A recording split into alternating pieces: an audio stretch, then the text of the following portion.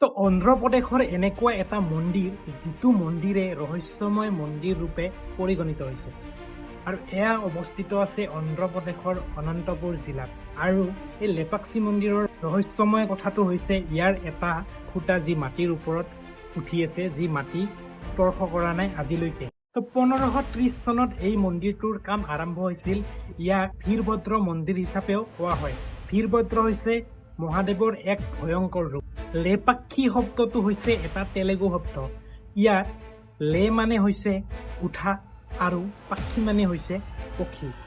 কোৱা হয় ৰামায়ণৰ দিনত যেতিয়া ৰাৱণে সীতাক হৰণ কৰিছিল তেতিয়া জটায়ু পক্ষীয়ে ৰাৱণৰ সৈতে যুদ্ধ কৰি এই ঠাইখিনিতে আঘাতপ্ৰাপ্ত হৈছিল তেতিয়া প্ৰভু শ্ৰী ৰামে আহি যেতিয়া জটায়ুক দেখিছিল তেতিয়া কৈছিল লেপাক্ষী মানে উঠা পাক্ষী তাৰ পিছৰ পৰাই এই ঠাইখিনিৰ নাম হৈছে লেপাক্ষী আৰু বৰ্তমান এই ঠাইখিনিৰ বিশেষত্ব হিচাপে হৈছে হেংগিং পিলাৰ যিটো মানে